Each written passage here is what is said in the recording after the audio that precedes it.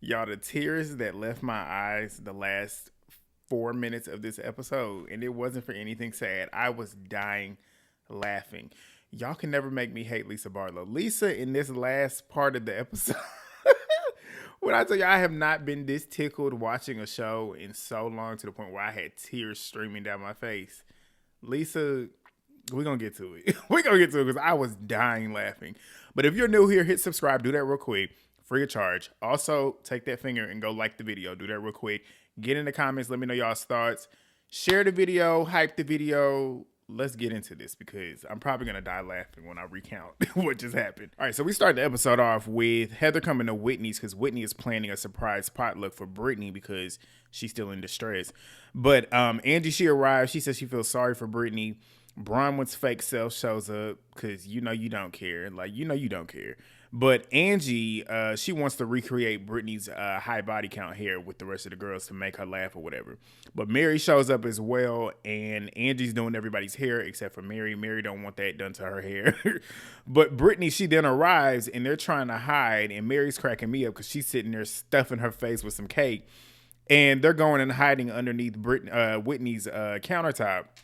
So Whitney sends Britney a text to walk in. She comes in, they're hiding. And then they jump out and surprise her. She's laughing because guess what? She sees their hair and she knows it's all about her. And we all know how Britney is. She wants everything to be about her. And she finally has something where it's all about her. Which, I mean, I don't believe. And that's why it makes it hard for me to believe everything that's being said. Because, like, that's what Britney wants. She wants everybody to feel bad for her. She wants everybody to be on her side. So, like, But like I said, she's sitting there in her confessionals crying. She's super excited. And when I say crying, not sad tears. She's crying because she's happy because she's finally getting the attention from the group that she wanted. But Bronwyn is now trying to make amends with Britney, which we all know that was fake and phony. But they all start making Britney these teddy bears and whatnot. They have all these messages in them except for Mary's. Mary did not record a message. They're playing all these messages that they had. And they're like, Mary, where's yours? Mary said, I didn't make one. Like, duh. But the producer ends up asking Mary if she's warming up to Britney in her confessional. And she's like, no. Like, me and Britney had a moment on the boat a week ago. And they showed a flashback of Mary pretty much telling her, you ain't cool, you ain't cute. And Britney's like, you're the least Christ-like person that I've ever met. But Mary, she says, I mean, I'm being cordial at this point, like, because what Meredith did was not okay. So at that point, that's why I stated, out of everybody, I believe Mary. Like, if I'm gonna believe anybody from this group, truthfully, it's gonna be Mary, because Mary don't have a reason to lie. And if she's stating certain things in favor of somebody that she doesn't care for, that's how you know she's probably telling the truth. But they cheers to the high body count hair and true friendship, which this is a group, especially the ones in the house, with a bunch of fake friends. Like, y'all are only bonded because y'all have a convenient target, which is Lisa and Meredith.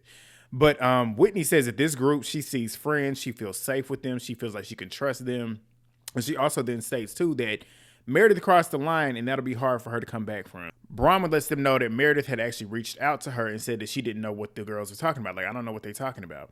So she was like, too, like, I never spoke directly to Britney. I was having a calm conversation about Britney, which we all know that's a lie. You were not having a calm conversation. Do I believe Meredith was cutting up on that flight? Yes. When I say cutting up, though, I feel like, yes, we probably got a Meredith episode where she was having a soap opera moment like she always does. But to the extent of what Heather is trying to make it out to be, what Whitney is trying to make it out to be, I just don't see that logistically happening on a flight. You just can't see stuff like that happening.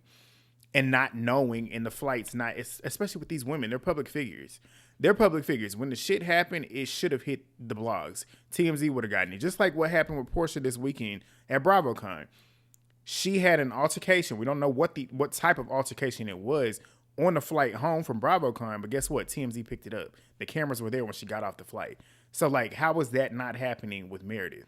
Like, that's why it's hard to believe all of what's being stated. Do I believe there's some truth between what's being said? Absolutely, of course. Like, do I believe Meredith was acting a fool on that flight? Yes. But do I think she's out here pulling on this girl's hair, screaming and cussing for 4 hours, and there's not anybody there trying to prevent it from happening? There's no way that I believe that happened. No way. But Bronwyn tells him that Meredith said, yeah, I was saying mean stuff about Britney.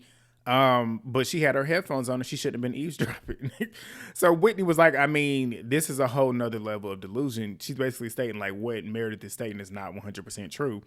And Bronwyn says, yeah, she said that her and Lisa did nothing to Brittany. Whitney says, okay, so where do we go from here at this point? Because like it's clear they're lying. That's what Whitney's thinking and saying. But Heather says, I think Lisa is completely fucking crazy. Heather hasn't said a word the whole time. So the first time she speaks, she talks about Lisa. When nobody is talking about Lisa, the main person that you need to be having energy for is the person that did all of this that y'all claim is doing it, which is Meredith. So Heather, why is Lisa always on your fucking mind? And this is my thing that I want to continue to ride home with y'all because a lot of y'all are just eating up what Heather's stating. Heather is a known liar. She's a proven liar. She's the same person that literally stated after she got punched in the face by Jen Shah, spent 2 years, almost 2 whole years, lying about the fact that Jen actually hit her in the face. Yet y'all want somebody to believe everything that comes out of her mouth. We all know when Heather has a motive, Heather is going to put 20 on 10 and make sure that it seems so exaggerated and so exacerbated to the point where you want to believe it. I don't believe people like that. Heather's a known liar. Like, she's not somebody that I'm going to 100% believe. I need proof, receipts, screenshots, timelines, fucking everything to prove that you are not lying, Heather. Like, come on. Come on. But she's sitting there talking about Lisa. Like I said, Lisa's not even the topic right now. And the main topic should be Meredith. But, of course, she always turns some shit to Lisa. But she's stating that Lisa says she's not going to be responsible for anything. Why would Lisa be responsible for what Meredith so-called did? If Meredith is the one doing it, what y'all say what y'all are stating is true, why is Lisa responsible for that? She's not the one doing it. She's not the one doing it. So take that energy with the person that is actually doing what y'all are claiming she's doing. But of course, Heather is always tunnel focused on Lisa. But Whitney then asks, when did you speak to Lisa, talking to Heather? And Heather says, yesterday I was sitting at the table and she was sitting there trying to rewrite history from what I physically saw. And is trying to force me to believe her version of what happened. No, that's you. You sat there that whole outing that y'all were together. You sat there trying to force her to believe what you stated. Lisa was keeping her positioning on what she feels she did in the situation. Yet you're sitting here trying to force her to believe something that you want her to believe. Like she gaslighting. But Heather then states that both were in the wrong, but are sitting here. Well, when she was sitting there talking to Lisa, she was sitting there thinking like we have so much history talking about her and Lisa and her and Meredith that she wanted to ride for both of them because of that history, but she can't because if they can't acknowledge what they did was wrong and make amends with Brittany, then she can't do it. Brittany's face throughout this entire thing, Brittany didn't give off the vibe that she was so hurt. Like if you look at Brittany, you can tell like her mind is working to the point where it's like, should I keep doing what I'm doing right now to keep this energy on me? Like, I don't know. Something about Brittany's energy in this entire scene didn't give off victim. But Mary then states that that's the only way that this will change, basically like them making amends with Brittany. But Heather then states that it might take all of us saying that's not what happened to get them to do it. But Whitney then asks Bronwyn if she can bring this up because she's been noticing something she's been observing, which is Bronwyn not having her ring on. So Bronwyn's like, yeah, you can say whatever you want to say. And Whitney brings up the fact that she's not wearing her ring. Heather says, is that on purpose? Like, did you purposely intend to not wear your ring today? And Bronwyn says, I mean, yeah, Whitney knows Todd left the house for a couple of days when we came back. And Heather's like, why? Bronwyn says, she starts talking about the tweets and whatnot about how he was on that plane and somebody had saw him looking at photos of a girl on his phone. So she states that he was defensive about it instead of pretty much trying to reason with her about it. He was defensive. She was exhausted and was like, he got to go. But Heather is claiming that she feels bad for Bronwyn, which we know she don't. But Heather then asks if she, like, do you need time? Like, is this like you just trying to get time from him or are you done? Like, are you done with the relationship and done with the marriage? And Bronwyn's like, I mean, I just need time. What's embarrassing for me is the secrecy and the humiliation. There's so many more things that you should be embarrassed by, Bronwyn. Like, what she does later on in the episode was embarrassing, like, embarrassing. But she states that things have to change. It's not marriage ending, which I'm like, that's the problem, because this is not the first time that we don't know if he's cheated on her here in this situation, but we know that he has before, considering what she's already stated on the previous season. So that's the problem. That should be marriage ending, the fact that you allow somebody to cheat on you and then it's seeming like they're allegedly doing it again too. So like it's always going to be the same situation going on and on because you accept that. Like, you allow that. But Bronwyn then says that they don't have an arrangement, but if he wanted one, they're both adults and they can talk about it. So basically, she's open to being with him if he wants to be in an open marriage, which later on, she's basically trying to tell him that she wants an open marriage, but she won't do it and agree to it if he doesn't stay to himself, which is embarrassing for Bronwyn. But then again, we all know she ain't got no prenup. So at this point, she gonna walk away with some money regardless. So, I mean, but we switch scenes to Mary. She is out with her son at church. And she tells him, well, she tells us that this is the first time that they've renovated the church in the 60 years that the church has been with their family. And it took 2 years to fully renovate. So they sit down. She asks him where he's at spiritually. And he was like, when he went to Malibu, they had all these AA meetings about having like a higher power and needing a higher power. And he already knew who his was. But the others that were in there with him were struggling with it. And he realized that they actually need a high power and need God.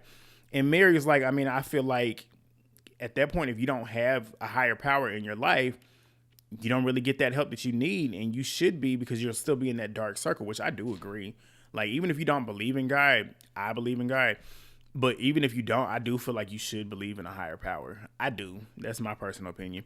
But Mary then says that she feels like, she says in her confessionals that opening the church doors will help Robert and whoever else is in need. But he then tells her that all the people that he was cool with have relapsed. And Mary was like, did you ask them if they should pray or whatever? Did you tell them to pray? And he was like, I mean, I just didn't want to force it down their throat. I didn't feel like doing it in that moment because I didn't like the thought of me forcing it down their throat. And she was like, I mean, you can drop a hint. Like, you can just drop the bug in there, let them know, because you never know if somebody does need that. And you know that with God, anything is possible at that point. But she didn't ask him how he feels about the church opening back up, and he's excited about it. But Mary then states, too, that she wants to invite the girls because they could use some soul searching because they act like children and they need God. She's not lying. 100% agree. But we move to Lisa and John out at the bakery, and she's asking him about his schedule and whatnot. And he's waiting around, and she starts talking about how, like, what the dynamic is going to be when Jack comes back from the mission with his brother Henry. And John's like, I mean, it's going to be like how it was when I left. Like, when I came back, I thought I was going to be this awesome brother, but when I came back, I'm still the dickhead to my younger brother. And Lisa's like, yeah, you're the douchebag. And I'm like, Lisa. But she then states that you irritated me bad in the car the other day. And he was like, which time? So she then states that she was telling Henry on the phone her thoughts about whatever was going on. And he was like, I mean, I feel like you were just telling him your thoughts. Like, do you feel like you were telling him your thoughts, or do you feel like you were telling him what to think or how to think? And she was like, I mean, I was just telling him my thoughts, and you were stating that you should say it like this, you should do it like this, and that bugged me. So Lisa's in her confessional stating that things are off for her and John still, and him pretty much correcting her, giving advice. She's like, I'm a grown woman, I'm a mom, I don't want to be corrected on how I speak to my son. And she then states, too, that she feels like she's invisible in the marriage sometimes. Let me pause this real quick.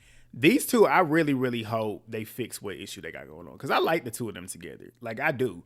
But Lisa got to work. I feel like the issue is Lisa, she has these feelings, but I feel like she puts her feelings more so over his. I feel like she's not wrong to voice how she feels, but I feel like she also needs to hear him out. It's like she feels like her feelings take precedence over everything. Like, the way I feel is the way I feel, and you should accept that and then do what I need you to do for me. And then I don't need to hear what you got going on. John is trying to voice his opinion on how he feels about certain situations, and Lisa cuts him off. And she does a lot throughout this entire conversation. But Lisa, John ends up asking if he shouldn't say anything, period. Like, at this point, you don't want me correcting you. Should I not even be talking or anything? And she's like, no, I just don't want you to tell me how to think or talk. And he's like, I don't do that. She says, you did the other day. So he then states, too, it's just me telling you from a guy's perspective. And she was like, I mean, sometimes it undermines me, and I feel like it undermines me. But she states, too, that she didn't feel like her feelings were being validated, and she's around a lot of girls and this is what she stated in her confessionals. She's like, I'm around a lot of girls that don't really try to understand me, don't try to hear me out. So with John, it just feels bigger whenever I feel like it's the same situation going on there. But Lisa then tells him that she was stating that it was just hurting her feelings.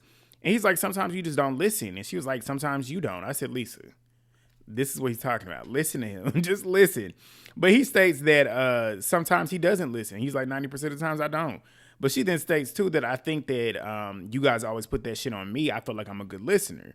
John starts chuckling, and of course she's like, "Don't do that," like, because it looks like he's undermining her in the situation, but he's laughing because it's like, you literally are proving that you're not that great of a listener, because in this conversation you're not allowing me to really speak.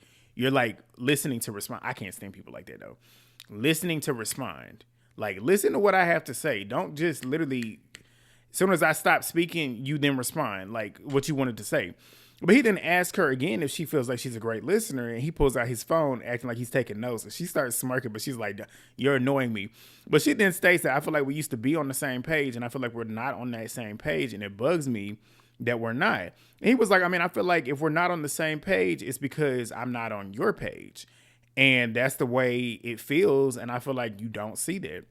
But Lisa then states that I hate that you're always trying to put it on me. He says that he's not. He then says, like, I'll bring you ideas and whatnot, and you'll just shut it all down. But Lisa then tries to interject. He tells her to let him finish, because this is like the third or fourth time that she's been interjecting mid-sentence for John. But Lisa's always talking about how she feels. This is what he's saying. She's always talking about how she feels, and this is him like kind of vocalizing how he feels. He wants her to allow him to get his thoughts off on how he's feeling about the situation, which he's not wrong. But he then states too that they always talk about business, and it feels like there's nothing else more to talk about. And I said, no, I don't like hearing that, because that's when it starts to be, there's cracks for real. And of course, she didn't like hearing that either. She starts immediately getting emotional. She's like, "You really feel that way?" And he was like, "Yeah, I do. Like, how do you not feel that way?" The producer's asking Lisa in her confessional how she feels about hearing that, and she's getting emotional, and she's like, it hurt her feelings. And she then states too that she doesn't normally feel that way with him, but she feels like he doesn't hug her that often. And I'm like, that's what y'all need to start working on. And he was like, yeah, you're right. But Lisa then states too that she feels like they both are just not seeing each other, basically. Like, they're not on the same page for real, for real. And he's like, yeah, we just got to communicate better. We're having a communication breakdown. Like I said, I hope they figure it out. I really, really do, because I would hate to see them break, but we'll see. This fake scene with Jared and Britani, spark notes. She pulls up with drinks for them. She brought them drinks. Considering the situation that this is, she should never be paying anything for him. The way she lets this man play in her face every single time, you should never be buying him anything. But this is desperate Britani for you. But they awkwardly hug. She's sitting there talking about, this is nice, I needed that. And he's sitting there looking like he wanted to be any other place. But she talks about how it meant a lot for him to reach out to her, considering everything that she just went through. And it's like showing her that he's thinking about her. Wait on it. She's thinking that they're about to talk about the whole flight situation. And he brings up as they're walking, he was focused on when he went to Justin's house, Whitney's husband, Justin. He found out about Britani flirting with Captain Jason and the cabin dudes on the boat. So she's mad because she's like, you're not going to talk about what just happened to me. You're sitting here talking about this. But he was like, she said she's confused on why he would care about that when they were on a break, which he don't care. That's the whole point. He wants to control you. Like, he wants to play the mind games with you. But he then claims that he thought that they were working through things. And she's like, I mean, I'm not trying to minimize what you're feeling, but I just experienced one of the most traumatic experiences in my life, and it feels like you don't care, because he doesn't care. He doesn't care. He don't care about you. But of course, you don't see that. Like, the way he is with you is the way you probably are with your own kids. Like, he tries to play a game with you in your mind to get you to feel like he cares when he doesn't. The same way you are with your kids, which is why I can never feel bad for Britani. I'm sorry. But he then states that he does care about it and he's sorry. But he then talks about how he's looking for somebody that's stable, and Britani just runs. She's not really that. He's like gaslighting her now. And then she then starts stating that she clearly has laid out that she wanted a committed relationship with him, and he doesn't want to commit to her. After 2 years, he wants to keep playing mind games. And I said that's your problem. You a grown woman sitting here dealing with a man that is playing with you in your face, and you still want to sit here and get a committed relationship with a man that does not want you. Like, and then they start this soap opera acting, and that's when I stopped. I checked out. I said, no, ma'am. But we then moved to Bronwyn at home. Todd is back in the house, and he's sitting there on his phone. She's sitting in his face, and I said, he probably still looking at some more pictures of them girls. But she claims in her confessionals that he pretty much had reached out to her, told her that he missed her and was thinking about her. I said, please. He been on his phone the whole time you've been sitting in his face. But she ends up asking, like, what's going on at this point? And he's like, I mean, I've been moving and grooving, not really caring, basically. But she then states that, obviously, I was upset last week. And he was like, so was I. She says that she was uncomfortable with what was being said on Twitter. And she ends up stating too that she doesn't feel like she's good enough. And I said, if you feel that way, you need to leave. When it gets to a point where you feel like you're not good enough for somebody, you need to go. You need to go. Because you're going to be good enough for somebody. And if you feel like you're not good enough for that person, then you don't need to be with them. But she then states in her confessionals that he kept something from her in the past that made her question how important she was to him. Which, again, is the problem because you allowed that to happen, then take him back. What do you think is going to continue to happen? But she then starts talking about how she started to think about what it is about her that's not enough for him. And I said, that's the problem, Bronwyn. You don't feel like you're enough because you don't love yourself. And that's the problem. And it goes back to her family and her parents. But she's a grown woman. At that point, that can't be an excuse all the time. And as a grown adult, that cannot be an excuse. If you're a child, I understand that. But as a grown adult, you can't keep letting your past define your future. And that's her problem. Like, she needs to leave because she don't love herself. She needs to work on being with Bronwyn and loving Bronwyn first before she gets in a relationship. At this point, this marriage it doesn't need to be still what it is. Because we all know that Todd does not like her. Like, it's clear as day. No matter how much he wants to act like he does and talk about it and how much she says it, it's clear he don't like her. But she then tells him that she's in this with him as much as she can, and she's open to whatever would make him happy, aka if you want an open marriage, I'm cool with that. And obviously, we know why she's cool with that because she's going to benefit from this. But she was like, if you wanted to have an arrangement and be open, I would consider that. I said, embarrassing. And he's not even looking her in the eye the entire time this conversation is going on. He's looking this way. She's looking directly at him, and he's looking this way. He don't care. He does not care. But he says, like, here's the thing. We've been together 11 years, ups and downs, personally, professionally, health-wise. The only constant is being able to talk through things, and we didn't do it this time. And I came in high, and I can't admit that I was wrong, and I'm very happy being with you in this relationship. I said, not believable. I don't believe a word that came out of his mouth. But she then states that what she's trying to make clear is that there's no shame in trying to figure out his sex life. I said, we don't care about this. But he says that's understandable. And she then tells him that she talked about their sex life with Whitney. His reaction made me laugh because he was like, record scratch, what? But he then says that's nobody's business. It isn't anybody's business. And I'm pretty sure Whitney didn't want to know about Todd's sex life. But he was like, why do you want to share it with the group of untrustworthy friends? Which, I mean, he got a point low key because apart from maybe 2 or 3 people in this group, don't nobody really care about Bronwyn like that. So for you to be out here just handing your business on a silver platter, that's not smart. But she then states, I don't know what to say about that. Like, I should be able to confide in my friends, which she should. But like I just said, a lot of these women that you are calling your friends are not your friends. So she's like, it's just frustrating. But she tells him that she's trying to make it better. And he and Gwen are like the most important relationships to her. But something about those other relationships with the ladies are important to her as well, obviously, because she's on the TV show. She got to film with these people. But he then states that what matters is that we've talked about it, resolved it. Have you? Have you really resolved it? And we're moving forward. I said, whatever. But we move to the final scene, which is Mary's church reopening. She gets to the church. The door is locked. She's trying to open it up, but she's nervous because this is the first time she's had to speak to the congregation in years. Her cousin Big Joe is there. They sit down, pretty much like debriefing what's about to happen. She tells him the nerves are nerving. And he's like, did you come solo today, Mary? Because obviously Robert Jr. was going to be coming with her. But she was like, yeah, I did, because when we got in that car, I could tell he was high. I said, but it's like, realistically, it's hard to get off the wagon like that. I don't know, because I ain't never done the DURUGS. But you want it to be like okay, fix it. And it's like, it's unrealistic to think that there won't be a moment where he would relapse or at least go back to doing it, which obviously you don't want that to happen, which is why I feel like you need to be as present and on him as you can. She wants to take the approach of kind of like taking it day by day and not really pressuring him and being on his neck like that. But in that situation, considering how deep he was in it, I feel like she does need to kind of like hover around a little bit just to make sure he's not doing it again to where he's going to end up harming himself.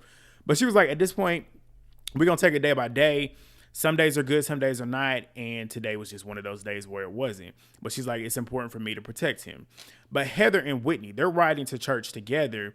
And this is the first time they've been to church together. Whitney starts talking about how like Mary's church is different because she's actually been to Mary's church once. And she's like, it's a different vibe than what we're used to. And I'm Black. I grew up Baptist. So Mary's type of church style is the church style that I grew up in. I've seen a lot of other churches like where Whitney and them would go where the energy is different. It's more like, okay, we're seated, we're listening to like a sermon per se. The Baptist churches, you really up, you feeling it. Like it's very like boisterous, passionate voices, dancing music. It's that type of worship. So she's kind of letting Heather know like that's what we about to walk into. So Whitney says she's grateful to be invited considering their history with her pretty much talking about Mary being a cult leader, which that's being re-brought back up again if you didn't see the headlines last week. But Whitney then states that she might end up asking who's coming depending on who's in the congregation, aka Lisa and Meredith. So Heather ends up asking if she thinks they're going to show up, and Whitney says, I mean, I don't know, but if they walk into church, it'll be like two whores burning. Remember that line. Remember that line. But Bronwyn and Angie, they arrived to the church first. And Angie's greeting everybody there. It's clear Angie is this right here proved how close Angie and Mary really are. Because she knew a lot of the people that come to Mary's church. Like they all running up to her, hugging her and stuff. That was cute. But Whitney and Heather, they arrive after. They greet them. And they're talking about essentially going to church together. So Heather always got Lisa on her mind, ends up asking them, has Mary tipped you off on if Lisa and Meredith are going to show up? I said, you always worried about Lisa. Always worried about Lisa.